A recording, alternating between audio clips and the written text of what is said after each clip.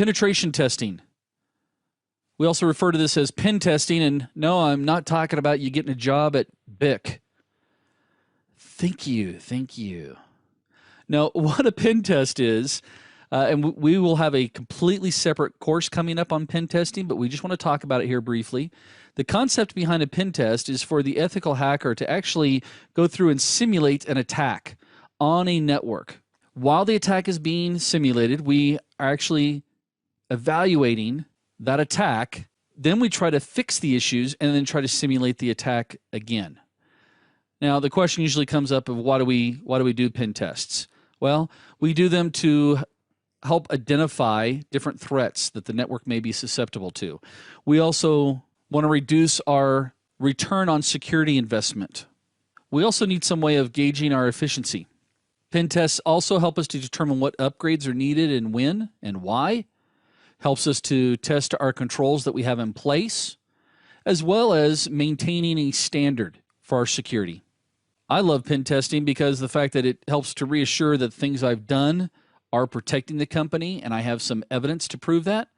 It helps us when it comes to best practices, which could include how we deploy our servers, our network devices, as well as help us with any type of in-house development that's taking place, any in-house applications. Again, sitting on an update to a line of business application could actually open up some security holes that you had covered previously. So how do we do a pen test? Well, there's several different steps that we go through. And again, this is going to be a high-level look at those steps. We typically start off by gathering information about the network. We then go through and create what they refer to as an exposure study. So we understand the targets involved. What is it we're trying to expose? We then look at physical security as well as SQL injection, possible attacks, web application attacks, source code attacks, especially any open source stuff that's there, folks. Stolen mobile devices would be another method that we would use a pen test for to see what happens. Social engineering, man. We have a whole course coming up on social engineering. It's so important because it is one of the easiest things for an attacker to do without exposing himself. Me just having a conversation with one of your employees, either in person or via email or on Facebook, whatever, you'd be surprised what people will actually expose. Passwords, way of testing our passwords. Denial of service attacks. We're going to also be testing wireless connectivity. Yes, you will test and make sure your IDS systems are working as expected. We'll be also looking at firewalls as well as routers and switches. We've talked about those. The internal network versus the external network. Again, what's visible. We'll also look at email, telecom, different ways of communicating. What is exposed or what is possible through those channels. Mobile devices. Let me ask a quick question. How many of you guys have issued mobile phones or smartphones to your users? Okay, I see a couple of you. Let me ask the next question. How many of those devices, did you encrypt them? Oh, did you even know that's an option? Encryption makes it so that when they turn the device on, it requires a password to decrypt on the fly. We'll also be testing for patches and updates, data leakage. For those of you that aren't aware, SAP is where we actually start to share typically corporate databases or information inside those databases to consumers or to customers. SAP is a system application and products. So you want to test those if you have that type of service available.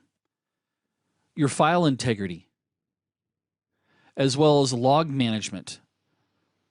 When it comes to logs, it's crazy. Sometimes people log too much and they don't know what's going on. Other times they don't log enough.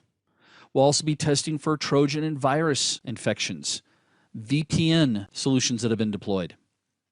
Cloud, whew, there's a whole new one for us, isn't it? You got a cloud connection. Most companies are heading towards the cloud. You're going to have to pen test that. What are the vulnerabilities between you and the destination? Your virtual machines, that's a whole nother one too. We typically are testing our servers physically, but now we've got one server that maintains or actually is providing 5 or 6 servers in its virtual environment. That just added to my load. War dialing. Got any modems still out there? And believe it or not, there are companies that do. VoIP. Yeah, go Google hacking VoIP, because VoIP is just running off of a network protocol. So why not attack it? And maybe I could start listening on phone calls. Cameras. Yeah, cameras are connected. And because it's connected, it's a target. And when I say it's connected, it typically has an IP address. Can people gain access to it? What does the camera show? What databases are out there that an attacker might gain access to? And I could continue on and on and on, just depending on the pen test and the agreement that technically how much the customer wants to pay, will determine how deep I go as well as how broad I'll go.